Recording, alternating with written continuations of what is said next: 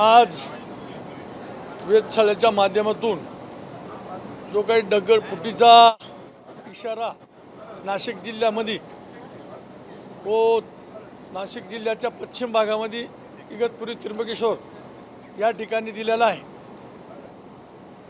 त्या माध्यमातून मुख्यमंत्री महोदयांनी सुद्धा काल मतदारसंघातली जनतेला आवाहन केलेलं आहे की आज या शाळा बंद आहे, त्या ठिकाणी लोकांनी कुठे बाहेर निघू नये जनतेने।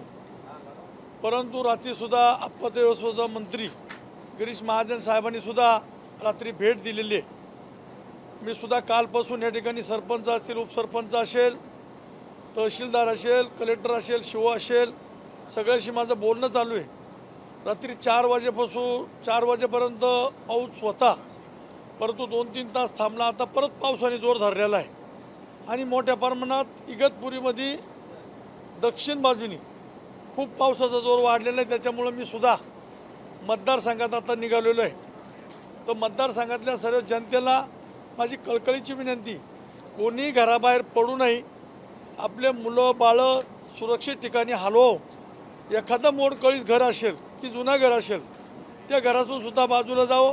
ज्या ज्या ठिकाणी दरी डोंगराच्या ठिकाणी त्या वस्ती असतील, त्या वस्तीत सुद्धा जनतेला माझी विनंती आहे की त्यांनी थोडं स्थलांतर होऊन आणि योग्य स्थळी त्या ठिकाणी जावं।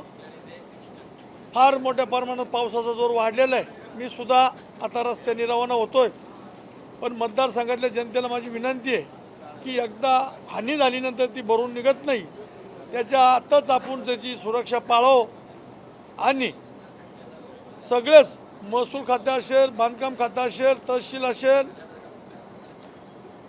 जिल्हा परिषद असेल, सगळी यंत्रणा सज्ज झालेली आहे। तरी पण एवढा सगळी यंत्रणा जनतेला विनंती करून जनतेने या ठिकाणी आडवासपणा करू नये, हीच माझी कळकळीची विनंती।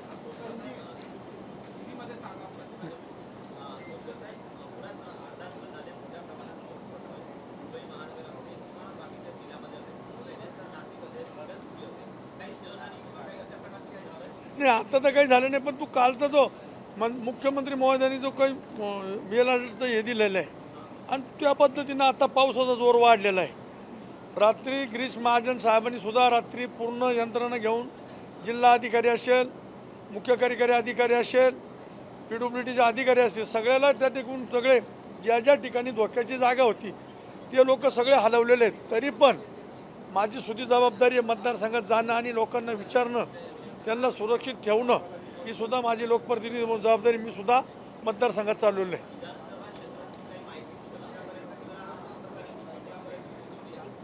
आता कालची तर आहे, आता अपडेट माझा मुलगा पण त्र्यंबकेश्वरला बसेल आहे, पुतण्या पण बसेल आहे, जे जे काही कळतं ते मला कळतं। पण आता तर काही नुकसान नाही आहे, परंतु पावसाचा जोर वाढलेला आहे।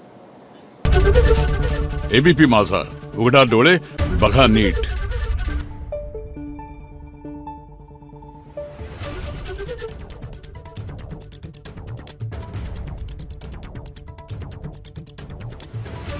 Thank you.